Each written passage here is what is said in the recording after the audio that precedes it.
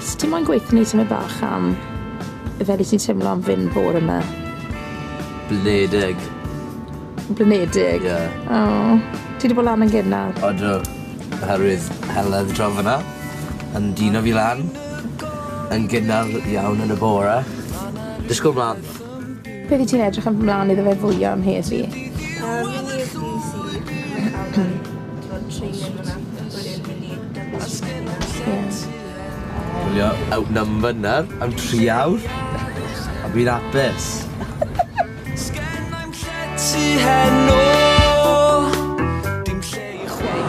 Just i cyrraedd yn Paddington Station nawr, a offer o Paddington Subway.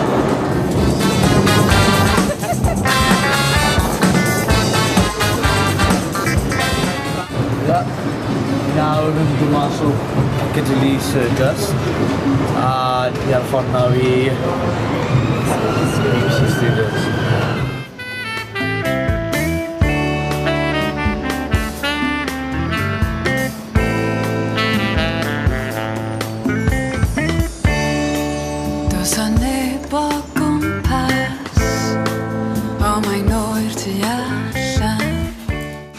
Any other questions? You sir. I'm Reece from Ysgol. Why is the funding for S4C being cut, as this is the only specific Welsh TV channel for the people of Wales? That's a good question. I think some people will say the same thing, and they'll say the same thing about all sorts of other services, including broadcast services around the country in Wales and more widely. I've said just a moment ago, there isn't as much money to go around as there used to be. That doesn't mean when it comes to S4C, we don't think it's important. You know, the service is there, now under the BBC's umbrella. But of course, it doesn't have as big an audience as other parts of the BBC, you know that perfectly well. So it's about judgment and priority, making sure there's enough money there to do the job. You can't please everyone. What do you think of that answer? Then why are there so many English channels and there's only one specific Welsh one? But why don't you just start by just try and put him on the spot with this. Don't make it too easy. Tell him that you think you're not doing enough for Welsh language television. Yeah? Why is it all about the English language? A lot of Welsh speakers feel as if they're not getting a fair deal. What do you say to them? Just, I'm not saying you'd have to be John Humphreys. You don't have to be, you'd have to be a brute. But just back him up a little. Keep on the front foot. You see what I mean? I would like to know why the government decided to electrify the rail link between London and Cardiff and not to Swansea. As residents of Swansea, we feel cheated. Yes, well, that's a good question. I can quite see that a number of people beyond Cardiff may feel exactly the same way, probably do.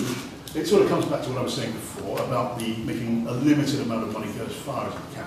Electrifying the lines of Cardiff was a big step forward, and of course if you are in Swansea, you've only got to come as far as Cardiff before you're on the electrified line. I mean, I guess some might say if we electrified as far as Swansea, then they'd be asking us to go electrifying up to Anglesey. But you can't please everyone. You can do the best you can with the resources that we have at the moment. But we hear what you say, and the way things are at the moment, it won't always be this tough, but that's not a spending promise.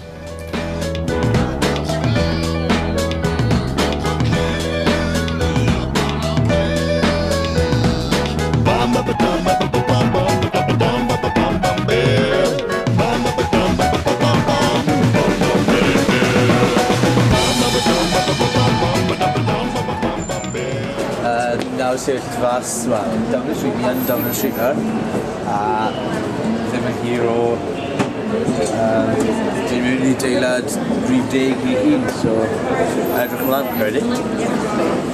Cyffroes iawn i cwrdd â prif weinidog ei hunain a mewn press conference fe, sydd ddim yn hir i cwrdd nawr.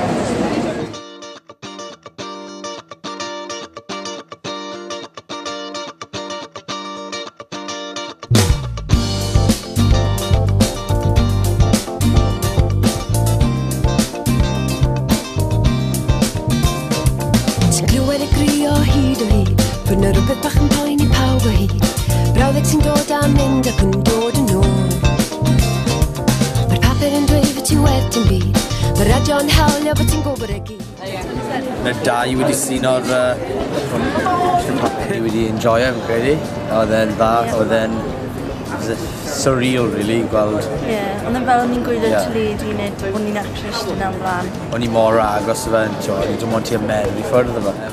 eithon ni trwy gyda'r stafelloedd a o'n i gweld beth oedd y prif wynidogion wedi gadael y rôl fel fath o remembrance. Wedyn nath ni syth mewn i'r press conference a cafodd tua 9 cwestiwn ei gofyn a ateb.